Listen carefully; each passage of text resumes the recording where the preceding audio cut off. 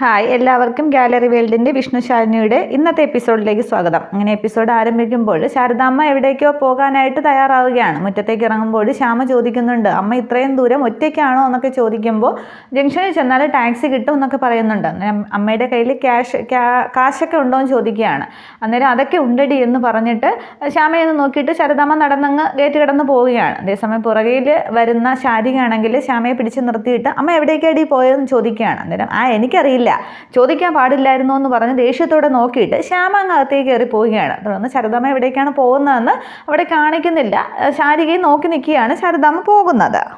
ഇതേസമയം ജയിലിലേക്ക് വിഷ്ണുവും ശാലിനിയും സത്യഭാമയും കൂടി കാറിലെത്തുകയാണ്. അവർ വരുന്നത് അറിഞ്ഞുകൊണ്ട് മിനിസ്റ്ററുടെ PAയും എല്ലാവരുമൊക്കെ ലിഡിയെ ഫോൺ ചെയ്ത് പറയുന്നുണ്ട്. അന്നേരം ഫോൺ കോളുകളുടെ ബഹളം കാരണം ലിഡിയെ അങ്ങ് ചൂടാവുകയൊക്കെ ചെയ്യുന്നുണ്ട്. ഒരാൾക്ക് വേണ്ടി എത്ര പേരുടെ കോളുകളാണ്, മറുപടി പറഞ്ഞ് മടുത്തു എന്നൊക്കെ പറയുമ്പോൾ അടുത്ത് നിൽക്കുന്ന കോൺസ്റ്റബിൾ പറയുന്നുണ്ട്, സത്യഭാമയുടെ കൊച്ചുമോളല്ലേ, മിനിസ്റ്ററുടെ അടുത്ത ആൾക്കാരാണെന്നൊക്കെ പറയുകയാണ്. ഈ സമയത്ത് അവരെത്തുകയാണ്. സത്യഭാമ കാറിൽ നിന്ന് ഇറങ്ങുന്നില്ല, കാറിൽ തന്നെ ഇരിക്കുകയാണ്. വിഷ്ണുവും ശാലിനിയും കൂടി ഓടിയാണ് ലിഡിയ മാഡത്തിൻ്റെ ക്യാബിനിലേക്ക് വരുന്നത്. തുടർന്ന് മാഡം എന്ന് പറയുമ്പോൾ മനസ്സിലായി ഇരിക്കാൻ പറയുകയാണ്. പക്ഷേ ശാലിനിയാണെങ്കിൽ ആകെ അങ്ങ് വെപ്രാളത്തിലാണ്. തുടർന്ന് വിഷ്ണുവും ചേർന്ന് ശാലിനിയും കൂടി അവിടെ ഇരിക്കുകയാണ്. തുടർന്ന് സുസ്മിത എന്ന് ചോദിക്കുമ്പോൾ ഇവിടുത്തെ സ്ഥിതികളുമായിട്ട് ഇണങ്ങാൻ ഒത്തിരി പാടാണ്, നമ്മൾ ഉദ്ദേശിക്കുന്ന കക്ഷിയല്ല എന്നൊക്കെ സുസ്മിതയെക്കുറിച്ച് ഈ സൂപ്രണ്ട് സംസാരിക്കുന്നുണ്ട്. തുടർന്ന് സുസ്മിതയെ കൂട്ടിക്കൊണ്ട് വരാനായിട്ട് ഒരു കോൺസ്റ്റബിൾ ജയിലിലേക്ക് ചെന്ന് പൂട്ട് തുറന്ന ശേഷം സുസ്മിത വാന്ന് വിളിക്കുകയാണ്. ഈ സമയത്ത് സരോജമാണെങ്കിൽ ഇങ്ങനെ തറയിലിരിക്കുകയാണ്. സുസ്മിത അങ്ങോട്ടും ഇങ്ങോട്ടും ഒക്കെ സരോജത്തെ നോക്കിയിട്ട് അങ്ങ് നടക്കുകയാണ്. അന്നേരം ലിഡിയ മാഡം വിളിക്കുന്നു എന്ന് പറയുമ്പോൾ എനിക്ക് വരാൻ സമ്മതമില്ല എന്ന് പറഞ്ഞേക്കെന്ന് പറയുകയാണ്. അന്നേരം സരോജൻ ചോദിക്കുകയാണ്, നീ പോകുന്നോ അതോ ഞാൻ എന്ന് പറഞ്ഞ് എഴുന്നേക്കാൻ തുടങ്ങുമ്പോൾ വേണ്ട, ഞാൻ പൊയ്ക്കോളാം എന്ന് പറഞ്ഞിട്ട് സുസ്മിതയെ അങ്ങ് പുറത്തേക്ക് ഇറങ്ങുകയാണ്. ഇതേസമയം ശാലിനി പറയുന്നുണ്ട്, മാഡത്തിൻ്റെ ഭാഗത്തുനിന്ന് എല്ലാ സഹായവും വേണം, കുഞ്ഞിൻ്റെ ജീവൻ രക്ഷിക്കാനാണെന്നൊക്കെ പറയുമ്പോൾ എൻ്റെ ഭാഗത്തുനിന്ന് എല്ലാ സഹായവും ഉണ്ടാവും, എനിക്കും ഇതുപോലെ ഒരു കുഞ്ഞുള്ളതാണ് എന്നതൊക്കെ ഈ സൂപ്രണ്ട് അവരോടിരുന്ന് സംസാരിക്കുകയാണ്. ഇതേസമയം സത്യഭാമ കാറിൽ തന്നെ ഇരിക്കുകയാണ്. തുടർന്ന് സുസ്മിത പോലീസ് സൂപ്രണ്ടിൻ്റെ ക്യാബിനിലേക്ക് വരുമ്പോൾ വിഷ്ണുവിനെയും ശാലിനിയും കാണുകയാണ്. അന്നേരം ചുമച്ചൊക്കെ ഇങ്ങനെ കാണിച്ചിട്ട്, അല്ല ആരായത്, വിഷ്ണു ഏട്ടനും ശാലിനിയുമോ, നിങ്ങളെന്താ ഈ വഴിക്കൊക്കെ, നിങ്ങൾ എന്നെ ഒരുപാട് മിസ് ചെയ്യുന്നുണ്ടായിരിക്കുമല്ലേ എന്നൊക്കെ പറഞ്ഞിങ്ങനെ മേശപ്പുറത്തേക്ക് ഇങ്ങനെ കൈയൊക്കെ അടിച്ച് താളമൊക്കെ പിടിച്ച് സംസാരിക്കുകയാണ്. അന്നേരം അവരാരും ഒന്നും മിണ്ടുന്നില്ല. തുടർന്ന് ശാലിനി ആണെങ്കിലും എഴുന്നേൽക്കുകയാണ്. അന്നേരം ഒരുപാടങ്ങ് സുസ്മിതയങ്ങ് ഡയലോഗൊക്കെ പറഞ്ഞ് സംസാരിക്കുകയാണ്. അന്നേരം ശാലിനി പറയുന്നുണ്ട്, പിന്നെ നീ കുഞ്ഞിന് കൊടുത്ത ആ ഡ്രഗ് ഏതാണെന്ന് പറ, പാറക്കുട്ടി അപകടത്തിലാണ്, മോൾ അപകടത്തിലാണെന്നൊക്കെ പറയുമ്പോൾ എനിക്കൊന്നും അറിയില്ല, ഏത് ഡ്രഗ്, ഏത് കുഞ്ഞ് എന്നൊക്കെ ഇങ്ങനെ സുസ്മിത ചോദിക്കുകയാണ്. അന്നേരം വിഷ്ണു ആണെങ്കിൽ അങ്ങ് ചാടി എഴുന്നേൽക്കുകയാണ്. മതിയാക്കടി നിൻ്റെ അഭിനയമെന്നും പറഞ്ഞിട്ട് ഇങ്ങനെ സുസ്മിത അടിക്കാനായിട്ട് കൈ ഓങ്ങുകയാണ്. എന്നിട്ട് സുസ്മിത ഇങ്ങനെ പെട്ടെന്ന് മാറുകയാണ്. എന്നിട്ട് സൂപ്രണ്ടിനോട് ചോദിക്കുന്നുണ്ട്, എന്താ മാഡം ഇത്, നിങ്ങളെ സംരക്ഷണയിലുള്ള ഒരു കൺവിക്റ്റ് അല്ലേ ഞാൻ, എന്നോട് എന്തിനാ ഇവരിങ്ങനെ തല്ലി കൊല്ലാനൊക്കെ വരുന്നത് എന്ന് ചോദിക്കുമ്പോൾ സൂപ്രണ്ട് അങ്ങ് പറയുകയാണ്, മതിയാക്ക സുസ്മിത നിൻ്റെ അഭിനയം, അവരെന്തിനാണ് വന്നിരിക്കുന്നതെന്ന് നിനക്കും അറിയാം അവർക്കും അറിയാം, നീ എന്താണെന്ന് വെച്ചാൽ പറഞ്ഞു കൊടുക്കുമെന്ന് പറയുമ്പോൾ എനിക്കൊന്നും അറിയില്ല എന്ന് പറയുകയാണ്. തുടർന്ന് ശാലിനി പറയുന്നുണ്ട്, നീ കുഞ്ഞിന് പാറക്കുട്ടിയുടെ ജീവൻ അപകടത്തിലാണ്, അർജുനേട്ടനും പ്രീതിയും നെഞ്ചുപൊട്ടി കരയുമെന്ന് നീ അന്ന് വെല്ലുവിളിച്ചിരുന്നു, അത് നീ മനഃപൂർവ്വം അതിവേഗം സാധിച്ചെടുക്കുകയും ചെയ്തു, ആ കുഞ്ഞിനോടുത്ത ഡ്രഗ് ഏതാണെന്ന് പറ, ആൻറ്റിഡോസ് കുത്തി വെച്ചില്ലെങ്കിൽ കുഞ്ഞ് ബ്രെയിൻ ഡെത്തിലേക്ക് പോകും, ഒരു പിഞ്ച് കുഞ്ഞിൻ്റെ ജീവനാണ് എന്നൊക്കെ പറയുമ്പോൾ നിങ്ങൾ മനസ്സിലാകുന്ന ഭാഷയിൽ പറയും എന്നൊക്കെ പറഞ്ഞ് സുസ്മിത വീണ്ടും കൈമലർത്തുകയാണ്. അന്നേരവും ശാലിനി അങ്ങ് കെഞ്ചി സംസാരിക്കുകയാണ്. അത് ഈ സൂപ്രണ്ടും വിഷ്ണുവും ഒക്കെ കേട്ട് നിൽക്കുകയാണ്. വിഷ്ണു വീണ്ടും സുസ്മിതയുടെ ദേഷ്യത്തോടുകൂടി മര്യാദയ്ക്ക് പറയടി എന്നും പറഞ്ഞ് കൊങ്ങയ്ക്ക് പിടിക്കാനൊക്കെ ചെല്ലുന്നുണ്ട്. പക്ഷേ കൈക്കരുത്തും ആൾബലവും കാണിക്കേണ്ട സമയമല്ല എന്നൊക്കെ പറഞ്ഞ് ശാലിനി ആണെങ്കിൽ വിഷ്ണുവിനെ പിടിച്ചങ്ങ് മാറ്റി നിർത്തുകയാണ്. പിന്നീടും സുസ്മിതയോട് കെഞ്ചി തന്നെ ശാലിനി ചോദിക്കുന്നുണ്ട്, പിന്നെ പൊന്നി കണ്ടതാണ്, നീ കുറുക്കിൽ എന്തോ കലർത്തി കൊടുക്കുന്നത്, അത് പറഞ്ഞാലേ ശരിയാവും എന്നൊക്കെ പറയുമ്പോൾ പൊന്നി കണ്ടു എന്നല്ലേ പറഞ്ഞത്, ഞാൻ കൊടുക്കുന്നത്, അപ്പോൾ പിന്നെ പൊന്നിയോട് ചോദിച്ചാൽ പോരെ എന്ന് പറയുമ്പോൾ വിഷ്ണു വീണ്ടും സുസ്മിത അടിക്കാനായിട്ട് അടുത്തേക്ക് വരുമ്പോൾ ശാലിനി വീണ്ടും പിടിച്ചു മാറ്റുകയാണ്. തുടർന്ന് വിഷ്ണുവിനെ ഒരുവിധം മയപ്പെടുത്തി ശാലിനി നിർത്തുകയാണ്. വീണ്ടും ശാലിനി ആണെങ്കിൽ സുസ്മിതയുടെ മുമ്പിൽ കൈ കൂപ്പി നിൽക്കുകയാണ്. നീ പെട്ടെന്നൊരു ദേഷ്യത്തിൽ കൊടുത്തതാണെങ്കിലും അതൊന്നും താങ്ങാനുള്ള കരുത്ത് ആ കുഞ്ഞിൻ്റെ ശരീരത്തിനില്ല, അത് കൂടുതൽ അടുക്കും തോറും അത് ബ്രെയിൻ ഡെത്തിലേക്ക് പോയിക്കൊണ്ടിരിക്കുകയാണ്, കുഞ്ഞ് 1-2 ദിവസം അതിൽ കൂടുതൽ പോകില്ല, ഒരു കൈക്കുഞ്ഞിൻ്റെ കാര്യമല്ലേ, പ്ലീസ് എന്നൊക്കെ പറഞ്ഞ് ശാലിനി അങ്ങ് തൊഴുത് സുസ്മിതയുടെ മുമ്പിൽ അങ്ങ് കെഞ്ചി താണ് വീണ് പറയുകയാണ്. വിഷ്ണു ഇതൊക്കെ കണ്ടങ്ങ് കണ്ണടച്ച് പിടിച്ച് സകല ദേഷ്യവും നിയന്ത്രിച്ചങ്ങ് നിൽക്കുകയാണ്.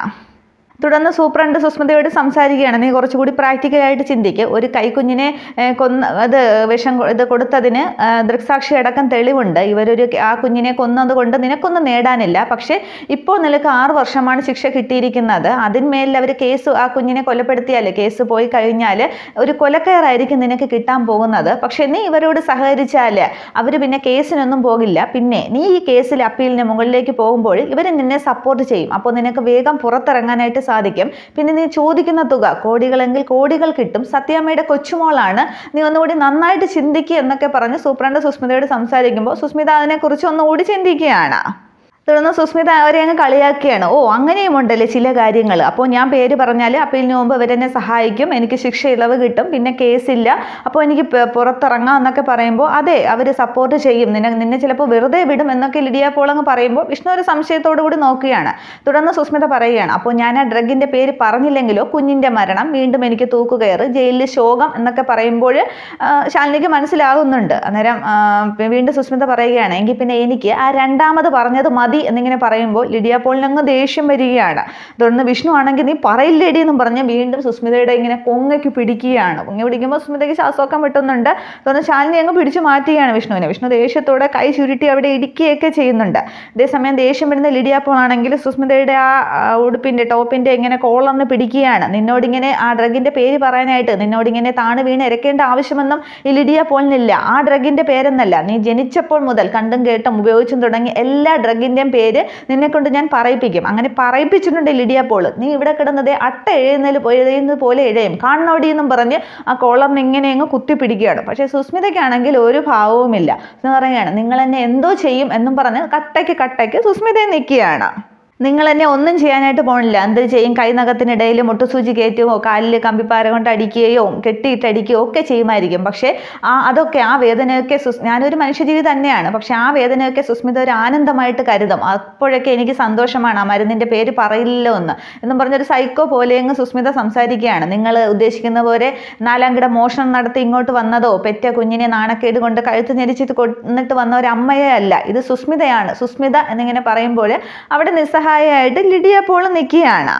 തുടർന്ന് സുസ്മിതയുടെ മുമ്പിൽ വീണ്ടും കരഞ്ഞ് കൈകൂപ്പി ശാലിനി നിൽക്കുകയാണ്. സുസ്മിതയെ നിന്നെ ദേഷ്യം പിടിപ്പിക്കാനോ വാശി പിടിപ്പിക്കാനോ ഉപദ്രവിക്കാനോ ഒന്നുമല്ല ഞങ്ങൾ വന്നിരിക്കുന്നത്. ഞങ്ങൾക്ക് പാറക്കുട്ടിയുടെ ജീവൻ മാത്രം മതി. നിനക്ക് എന്താ വേണ്ടത്? നിനക്ക് എന്ത് വേണമെങ്കിലും ഞങ്ങൾ ചെയ്യാം. വേണമെങ്കിൽ ഞാൻ നിന്റെ കാല് പിടിക്കാം എന്നും പറഞ്ഞ് സുസ്മിതയുടെ കാല് വരെ ഇവിടെ ശാലിനി പിടിക്കുകയാണ്. അന്നേരം വിഷ്ണു അത് കണ്ടു നിൽക്കാൻ വയ്യാതെ തിരിഞ്ഞങ്ങ് കണ്ണടച്ച് നിൽക്കുകയാണ്. തുടർന്ന് ശാലിനി അങ്ങ് തറയിൽ നിന്നങ്ങ് എഴുന്നേൽക്കുമ്പോൾ ഇപ്പോഴാണ് ശാലിനി നീ കറക്റ്റ് റൂട്ടിലേക്ക് വന്നത്. സുസ്മിതയ്ക്ക് എന്താ വേണ്ടതെന്ന്, അതാണ് വേണ്ടതെന്ന് പറഞ്ഞിട്ട് ലിഡിയ പോളിനോട് പറയുകയാണ് എൻ്റെ ബിലോങ്ങിങ്സ് ഇങ്ങനെ എടുക്കാനായിട്ട്. അന്നേരം ലിഡിയ പോൾ നോക്കിക്കൊണ്ടിരിക്കുമ്പോൾ പറയുന്നുണ്ട്, ബിലോങ്ങിങ്സ് എന്താണെന്ന് നിങ്ങൾക്ക് ഇതുവരെ മനസ്സിലായില്ലേ? ഞാൻ വന്നപ്പോൾ ഇട്ടുകൊണ്ട് വന്ന ഡ്രസ്സും ആഭരണങ്ങളും സാധനങ്ങളും ഒക്കെ ഇങ്ങനെ എടുക്കാനായിട്ട്. അന്നേരം ഒരു കോൺസ്റ്റബിളിനെ പറഞ്ഞു വിടുന്നുണ്ട് അതൊക്കെ എടുക്കാനായിട്ട്. തുടർന്ന് ശാലിനിയോട് സുസ്മിത പറയുകയാണ്, നീ ഇങ്ങോട്ട് വരുമ്പോൾ എനിക്കൊരു 1 രൂപ നാണയത്തിൻ്റെ കഥ പറഞ്ഞില്ലേ, അതങ്ങ് കളഞ്ഞേക്ക്, എനിക്ക് ഇവിടെ നിന്നും പോകണ്ടല്ലോ, വഴിച്ചെലവിന് വേണ്ടാന്നൊക്കെ. അത് ഞാൻ സൂക്ഷിച്ചൊന്നും വെച്ചിട്ടില്ല, പക്ഷേ അത് ഞാൻ അന്നേ കുപ്പത്തൊട്ടിയിൽ കളഞ്ഞു. പക്ഷേ വേറൊരു സാധനം ഞാൻ സൂക്ഷിച്ച് വെച്ചിട്ടുണ്ടായിരുന്നു എന്ന് പറയുമ്പോൾ ആ കോൺസ്റ്റബിൾ സുസ്മിതയുടെ ഡ്രസ്സും ആ സാധനങ്ങളും കൊണ്ടുവരികയാണ്. അന്നേരം ആ ഡ്രസ്സിൻ്റെ മുകളിലൊരു താലിമാല, മഞ്ഞച്ചരടിൽ താലി ഒരുത്ത ഒരു മാല ഇരിക്കുകയാണ്. സുസ്മിത അതിങ്ങനെ എടുക്കുകയാണ്, എടുത്തിങ്ങനെ ശാലിനിയുടെ നേരെ നീട്ടുകയാണ്. അന്നേരം വിഷ്ണു അതിൽ തന്നെ നോക്കുന്നുണ്ട്. ശാലിനിക്കും കാര്യങ്ങളൊക്കെ മനസ്സിലാവുകയാണ്. നിനക്ക് ഓർമ്മയുണ്ടോ ഇതിങ്ങനെ നിവർത്തി ചോദിക്കുകയാണ്. അന്നേരം ആ സംഭവം ഓർക്കുന്നുണ്ട്. സുസ്മിതയുടെ കഴുത്തിൽ ആ താലി കെട്ടാനായിട്ട് വിഷ്ണു പിടിച്ചിരുന്ന താലിമാലയാണ് സുസ്മിത അവിടെ കാണിക്കുന്നത്. അന്ന് രാത്രിയും ആ പന്തലിൽ സുസ്മിത താലിമായിട്ടിരുന്നപ്പോൾ ശാലിനി എന്ന് വെല്ലുവിളിച്ചതും അന്ന് സുസ്മിത പറഞ്ഞതും എൻ്റെയും വിഷ്ണുവേട്ടനെയും കല്യാണത്തിന് വേണ്ടിയിട്ടാണ് ഈ താലിമാല പൂജിച്ചതെങ്കിൽ വിഷ്ണുവേട്ടനെ കൊണ്ട് ഞാൻ എൻ്റെ കഴുത്തിൽ കെട്ടിച്ചിരിക്കും എന്നൊക്കെ സുസ്മിത വെല്ലുവിളിച്ചത് ഓർത്തങ്ങ് ശാലിനി അങ്ങ് അന്തം വിട്ട് നിൽക്കുകയാണ് സുസ്മിതയുടെ മുന്നിൽ. ഓരോ ദിവസവും ഞാനിത് പവിത്രമായിട്ട് സൂക്ഷിച്ചു വെച്ചിരുന്നു. ഊണിലും ഉറക്കത്തിലും ഞാൻ എൻ്റെ പക മിനുക്കി എടുക്കുകയായിരുന്നു. രോഹിത് എൻ്റെ കഴുത്തിൽ താലി കെട്ടുമ്പോഴും ഞാനിത് സൂക്ഷിച്ചു വെച്ചിരുന്നു. ആ പവിത്രത കളയാതിരിക്കാൻ വേണ്ടിയിട്ടാണ് ഞാൻ അവനെ കൊണ്ട് ശരീരത്തിൽ പോലും തെളിയിക്കാതിരുന്നത്. എനിക്കും വിഷ്ണുവേട്ടനും ഇടയിൽ രോഹിത് ഒരു തടസ്സമായിട്ട് വന്നത് കൊണ്ടാണ് അവന് ഞാൻ കൊക്കയിലേക്ക് തള്ളിയിട്ടത് എന്നൊക്കെ ഇങ്ങനെ താലി ഉയർത്തി കാണിക്കുകയാണ്. അന്നേരം ശാലിനി അന്തം വിട്ട് നിൽക്കുകയാണ്. അന്നേരം നിനക്ക് എന്താ വേണ്ടത് എന്നിങ്ങനെ ശാലിനി അവസാനം ചോദിക്കുകയാണ്. അന്നേരം ഈ താലി വിഷ്ണുവേട്ടൻ എൻ്റെ കഴുത്തിൽ കെട്ടണം, ഇപ്പോൾ ഇവിടെ വെച്ച് നിന്റെ മുമ്പിൽ വെച്ച് എല്ലാവരും കാണുക എന്നിങ്ങനെ പറയുമ്പോൾ വിഷ്ണു ഇങ്ങനെ അന്തം വിട്ട് നോക്കിയാണ്, ശാലിനി ഇങ്ങനെ അന്തം വിട്ട് നിൽക്കുകയാണ്, ലിഡിയ പോൾ വരെ അന്തം വിട്ട് നിൽക്കുകയാണ്. നിനക്ക് പാറക്കുട്ടിയുടെ ജീവൻ രക്ഷിക്കണ്ടേ, അതിനുവേണ്ടി എന്തും തരാമെന്നല്ലേ പറഞ്ഞത്. എൻ്റെ ഈ സ്നേഹം വെച്ച് നോക്കുമ്പോൾ നീ പോലും വിഷ്ണുവേട്ടനെ ഇത്രയ്ക്ക് സ്നേഹിച്ചിട്ടില്ല, വിഷ്ണുവേട്ടനെ എനിക്ക് വേണം, ഈ താലി എൻ്റെ കഴുത്തിൽ കെട്ടണം എന്ന് പറഞ്ഞ് ഇങ്ങനെ താലിയും ഉയർത്തിപ്പിടിച്ച് സുസ്മിത നിൽക്കുകയാണ്. അത്രയും ആകുമ്പോൾ എപ്പിസോഡ് അവസാനിക്കുകയാണ്. അതേസമയം സത്യഭാമ കാറിൽ തന്നെ ഇരിക്കുകയാണ്, ഇങ്ങോട്ട് വരുന്നതായിട്ട് കാണിക്കുന്നില്ല. അപ്പോൾ ഇനി ഇവിടെ അടുത്തതായിട്ട് എന്ത് സംഭവിക്കും എന്നുള്ളത് അറിയില്ല. വിഷ്ണു എന്തായാലും താലി കെട്ടില്ലായിരിക്കും, അതിനുമുമ്പ് സത്യഭാമ വരികയോ വേറെ എന്തെങ്കിലുമൊക്കെ സംഭവിക്കുമായിരിക്കും. അതാണ് പുതിയ എപ്പിസോഡ്. Okay, thank you.